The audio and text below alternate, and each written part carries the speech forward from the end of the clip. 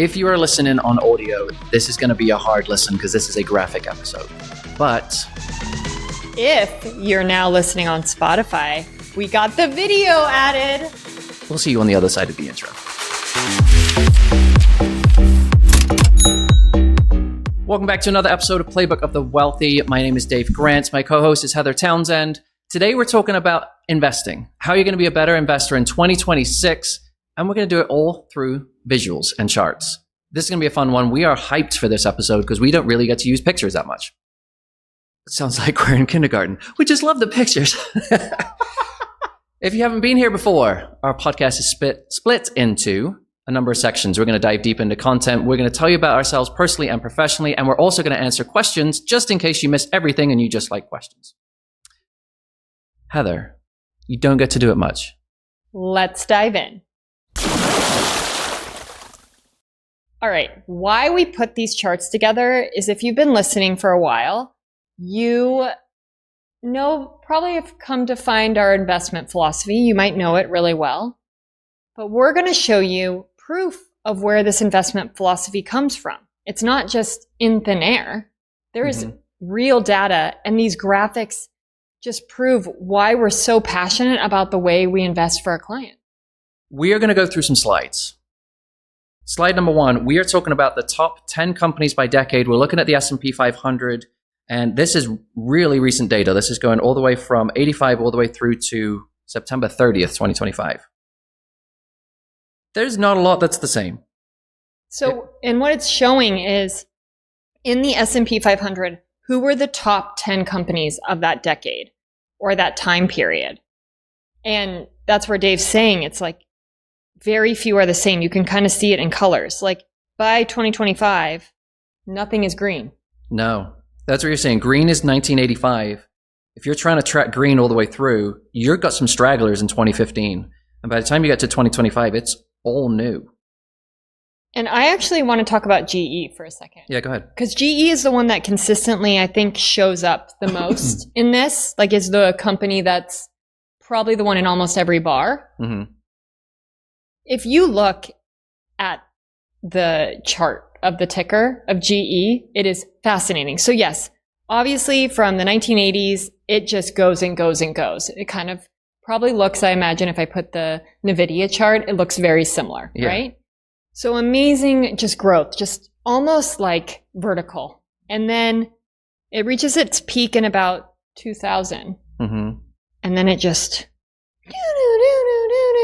And do you know when it finally gets back up to its top price again?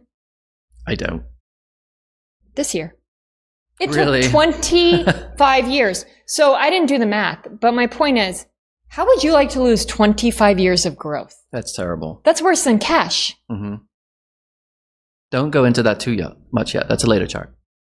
Okay, I won't. Okay. All right, the last thing on this chart is I want you to look at the sizes of things. The size of 2025, that's the size of the top 10 companies. So that's 19 billion. But you look back at the size of these in all the years before that, this is double. The top 10 companies are double the size of what they were even 10 years ago. So yes, they're different, but they're bigger. They're in tech. They look completely different. So what does this even mean? Like, what are we even talking about? Markets change.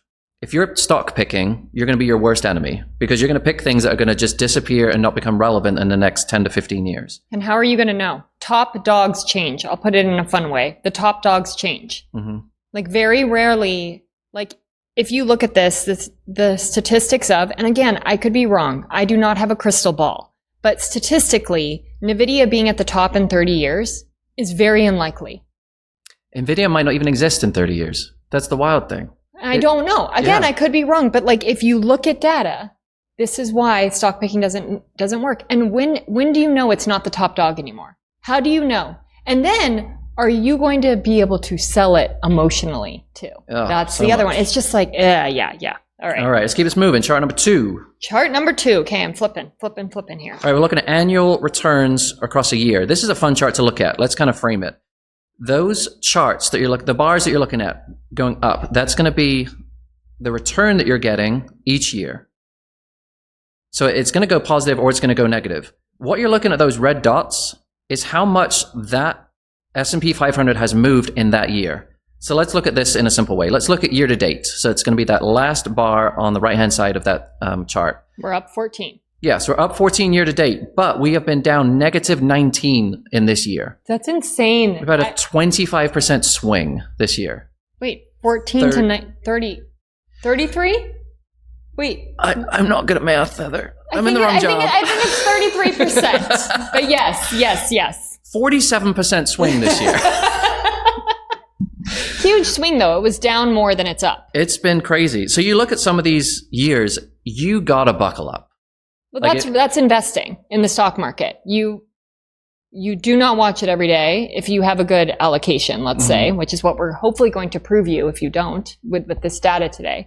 But I love what they say under this really quick. I want to read. Despite average intra-year drops of 14.1, annual returns were positive in 34 of 45 years. Isn't that wild? Like, it's just deal with the volatility. If you span out, and that's why you should not have money that you need tomorrow in the stock market. Retirees, that's different. Go back to that other episode. We talk about how we deal with that. But like, are you kidding me? It's really not that big of a deal. All right, let's go on to chart number 3. So we're talking about portfolios. We're talking about investing in the S&P 500. Let's take it a little bit expanded as a view. What happens if you do have a diversified portfolio, but you do nothing with it? So this chart isn't even that long in terms of its time span. I was shocked when I looked at this. Yeah. This is over 5 years, 6 years, basically. That's it. So if you put a diversified portfolio in place in 2019 and you did a 60-40 portfolio, so that's the first bar chart, and you left it. You didn't rebalance it. So you were 60% stocks, 40% bonds, and you didn't touch it. That's where you were in 2019. What do you think it is? What do you think the allocation is today? Dun, dun, dun. Dave, tell us. It is 75-25. Which is quite a lot more aggressive if you are a retiree and you were in 60-40. That is. Because this is your typical retirement portfolio, a 60-40. Don't just say yes and nod. Thank you. So even in 6 years, that retiree has just got a lot more aggressive. And if you're a lot more aggressive and the market drops, you're losing a lot more of your money. Yeah. I mean, you got to rebalance. The fun thing is when you look at it, international hasn't changed a percentage point from 19 to 26. It's gone from 10 to 9, but it hasn't done much. It's US growth that has taken off. All the others are pretty much similar. US growth has taken off, which essentially tech companies, and your fixed income has taken the hit because of that. Well, and because fixed income for a majority of the time until recently, interest rates weren't really high, so bonds weren't very sexy. Let's just say it. They're getting sexier now. Yeah. Weird word. Bonds are bringing sexy back? Yeah. Thanks, JT, for the reference. Yeah. So I think with this that I want to touch on really quick is review your portfolio if you haven't. Make sure you're not too aggressive. It's with a lot of my retirees, I don't know about you, we are taking some chips off the table. Why not take some of that off the table? Because it just stabilizes my clients' portfolios so much and brings more safety. And they don't need it, but they do love their new value of their portfolio. So we're keeping it, right? Yep. Like, let's go to chart number 4. We're looking at cash versus that 60-40 portfolio. This is what you're looking at if you're saying, well, I feel a little risky being in a 60-40 portfolio. I just want to be in cash. We're saying, okay, if you invested in a 60-40 portfolio over a span of 1 month, 67% of the time it's going to be positive. That surprised me, actually. That's actually pretty big. I know. I thought that was going to be lower. And then 64% of that time it outperformed cash. Over a month. That's nuts. So even if you're looking out over a year, now you're looking at 60-40 portfolio was positive 83% of the time.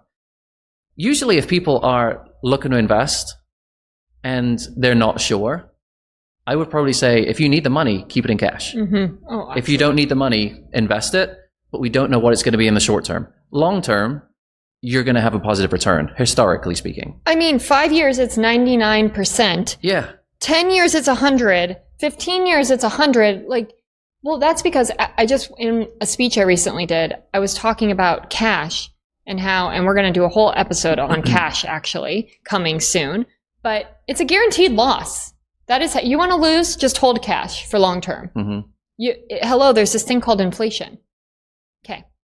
This just proves it. I'm really excited about this graph. This is a beautiful one. JP Morgan, chef's kiss. Really we do have to shout out JP Morgan for these charts, because these are phenomenal charts that, if you're interested, they do get published very frequently, and they do it in a nice booklet, so you can get it electronically, paper version, however you want it to be. Going on to chart number 5. This chart, we are looking at, this is a nice overlay.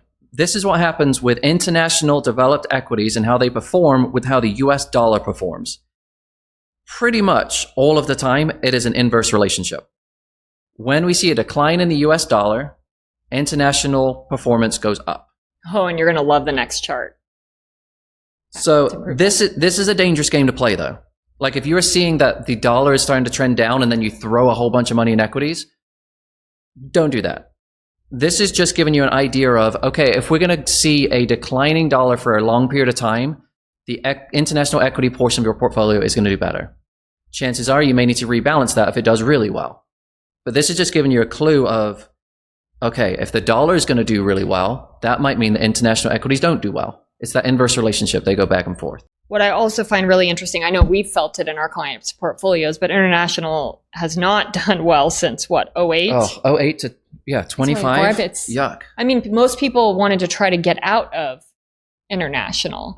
But then you go back and you look in the history since the 70s, it's so important to have international. Because if the US dollar goes down, you need that. I mean, we have looked like fools for the last, since 08, having a balanced portfolio compared to someone who is all US. Well, we've looked like idiots the whole time. Now we're looking a little smarter. We're looking real smart right now. Yeah, it hasn't been fun during those years to try and explain diversification. But that's also what I always go back to, like why we diversify is I don't have the crystal ball. I don't know when the US dollar is not going to be as valuable. I wish I did, but I'm also very passionate about keeping my clients' wealth. True. And this is one way, right? And it proves it. So chart number 6. This is the one that me and Heather just like take to bed and we just cradle it, because this is a beautiful chart. Oh, it's so beautiful. So we're going back to 2010. That's your third column on the left-hand side. Ignore the other two past that for a second. This is what you're going to see is which asset class performs the best each year.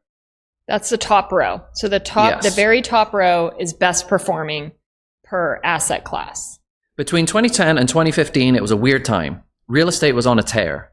So you're seeing it as the top performer for a long period of time. Yeah, REITs are real estate, by the way, listeners. Yes, real estate investment trusts. Commodities didn't do great the whole time. You define commodities. Commodities, you're looking at gold, silver, precious metals, currency, things like that. But then you start to see a change in the market. You're starting to see real estate not do as well. If you look in 2016, real estate and commodities flipped. Real estate didn't do that well and commodities did better. If you're looking at this chart and you really want to invest in commodities, please rethink that. Because commodities just look at the chart. The bottom quarter for pretty much the last 15 years. It's normally commodities and cash, I find consistently. That's one of the only patterns I can say.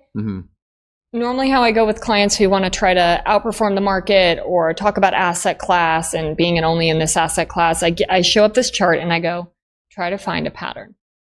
Yeah. This is my open manipulation. It's not, tell me, maybe I didn't see something. Yeah. But guess what? You can't find a pattern. I do similar conversations with clients. I'm like, okay, so I want you to be a winner, like all the time. Same. Yes. I don't want you to be a loser. But a winner on this chart is a different thing every year for the most part. So I tell clients, you're going to be the middle of the road by design, because we're going to choose your investments and we're going to put a portion in each of these things. And that's what you see with that line in the chart. They're showing a piece of each of these investments is the middle of the road. Yep. You'll notice the returns aren't shabby.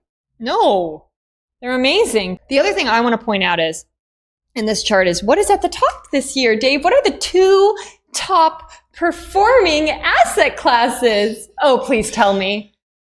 Come on, Dave. International. 28% for emerging markets, 25% for developed markets. The US is lagging at 14% and 10%. Mm-hmm. Yeah. Oh. Yeah. What did you rebalance into last year? International. So did I. Okay. All right. All right, that's the end of the chart game. All right, moving into the next segment of our podcast. It is all about the questions. It's called What Would You Do? I'm starting to grow my portfolio and get more serious about monitoring my investments. Amazing, listener. Amazing. At what point does it make sense to move from target date funds to a portfolio built with specific ETFs? Also, great question. This was a really good question. We mentioned the word target dates. I am waiting for your explosion here. Go for it. I'm not going to explode. It depends on the value of the portfolio. Let me say, if you're just starting out and you have 10 grand in a portfolio, I'm not going to mind you being in a target date fund. Mm-hmm. But if that thing grows and you keep adding to it and you now have $1 million in a target date fund and you're going to retire, it's hard for me to rebalance. It's hard for me to be opportunistic. It's the capital gain distributions, meaning basically call it tax drag. You're getting taxed on stuff you didn't sell. That's the best way I could put it. Yep. I don't love it. I don't want it for them. I think there's a big it depends on this. I mean, it depends what your accounts are. It depends on the portfolio value. It depends on how confident you are with investing. Being confident in investing has a number of different meanings. Lots of people are overconfident with investing. Very well put. But I think when I'm seeing clients and they just want guidance, they don't want the day-to-day management of build my portfolio, manage it. That's what I'm going to say. Do a target date fund, especially if it's in your 401k. I don't want you messing with a portfolio every quarter. I'm really good with target date funds and retirement accounts. That's where I think they belong. I think that's almost better if you're doing a DIY. So I have been saying to people, if you are going to invest for yourself, do your target date fund in your 401k. When you get, 5-ish years away from retirement, now let's build a portfolio that takes you into retirement and it's got very much a purpose to it. And we're able to be very specific with what we're going to do with it. Just like you said, you can't do that with a target date fund. And that's great if it's in a retirement account. My concern is someone comes to me and they have $1 billion in a taxable brokerage account of a target date fund. And I'm like, I don't really want to recognize all these capital gains. Yeah. Question number 2. My financial advisor often emphasizes that he can quickly change investments when the market shifts. What are your thoughts? My first thought is, well, why isn't it doing it before the market changes so you can get you a better rate of return? Yeah, I saw you write that. Can you walk me through that? Because even I'm confused. What do you mean? You mean like he has a crystal ball and know what's going to happen? That was called being facetious. Oh, you're being your sarcastic self. Yeah, of course I didn't pick up on that. And now I'm in person and now it's amplified. You're like, I don't get it. Okay, to clear up, listeners, my response was, that's good. Yeah. So my thoughts on your advisor emphasizing that he can quickly change investments when the market shifts? Yeah. I poop gold as well. He is straight lying to your face. No advisor is going to quickly change investments when the market shifts because the market shifts every single day. So what's he doing? Is he saying that the market moved 2% today, so that means we're going to take that 2% into yada, yada, yada? No, that's not how investing works. So I disagree with that, though. If the market fundamentally shifts, though, like 10, 20%. I'm not talking 2%. I don't even that doesn't move me at all. That's kind of a normal day, right? Maybe not, but it's not really a big deal. 10, 15%, 20%. I might take rebalancing opportunities there or tax loss harvesting. So maybe that's what the advisor means, Dave. No. You don't like this advisor for some reason. I don't know why. I don't know. And Ask more questions. You know where he works? Edward Jones. Oh, I don't like this now. That just changed the game. That just changed the game. Yeah. Question 3. My family swears by using American funds for investing, yet my coworkers say that Vanguard offers better options. I'm so confused. Where do you suggest I invest? This is so hard not to go down a rabbit hole with comparing American funds and Vanguard. But you have to be aware that there are differences between fund companies. Mm-hmm. So American funds, they are actively managed funds. They are concentrated more into the US than a Vanguard US fund is. So if the US does really well, the American funds is going to look better. You may pay for that because you're going to be more concentrated and your expense ratio might be bigger. And go back to what was that? chart 5. What if we're switching into a different era where now international is about to do better? I don't know. Again, I disclaimer, I don't have crystal ball, but if history repeats itself, it goes through years of cycles, it looks like, where the dollar is strong, the dollar is not. International does better than the US. We just went through a huge decade plus of US doing well. Yeah. So American funds has looked good recently, but there's a lot of concentration there versus, if you're using Vanguard. There's only two things I think you can control when investing. That's cost and taxes. Vanguard is really good at controlling those. And your allocation. Thanks. Still going on my story. Vanguard is really cheap. It's almost free. Like you use their ETFs, it's like 0.04% or lower. American funds is not going to be that cheap. So you're going to be losing a percentage of your money off the bat. Has the American funds come out with ETFs yet? Do you know? I don't know because I don't use them. I know they were on mutual funds. And so they are, again, if you're in a taxable brokerage account, those capital gain distributions, I have stories for days where my retiree clients, like it really hurt them being in mutual funds. It was hard on them tax-wise. Yeah, you look at an American fund, mutual fund versus a Vanguard ETF, your tax situation is really different every single year. Yeah, tax efficiency with investments is huge. It's called tax alpha in our industry. I like the name. Way to go, nerd. I know. All right. So if you're going to use a fund family, Vanguard, top of the list if your only other option is American funds. All right, we are going into the next segment. It is called highlights. But before we get there, you got to earn your way into highlights. You got to like, you got to comment, you got to follow, you got to subscribe, send it to your mom, put it in the boys and girls chat, and you have to listen to Jordan. Jordan, go. All opinions expressed by Dave Grant and Heather Townsend are solely their own opinions and do not reflect the views of their respective wealth management firms. This podcast is for informational purposes only and should not be relied upon for investment decisions. Nothing in this material constitutes a solicitation for the sale or purchase of any securities. Clients of Retirement Matters and Townsend Financial may maintain positions in the securities discussed in this podcast. Heather, what's your highlight of our time together? Oh, yeah! It was really cool. So Dave flew in and we're branding our podcast more because I'm really actually excited to share with our listeners. The comments you guys have been getting have been so nice. And even some of the feedback we've been given to make this podcast better, we've taken it into account and we keep improving. We hear it's really been helpful for people. So I'm really excited about that. So we're going to work on our reach more. And we worked at my car club. I got to take Dave to my car club, you guys. And we don't ever get to work live together, work on outlines together. We mostly work remote because we live in different states. And I really enjoyed I cannot believe how much we got done in 2 hours. It was good. It was amazing. And I'm really looking forward to going to dinner tonight. You're meeting my husband, actually getting to hang out with him. So that's going to be really fun. It will be.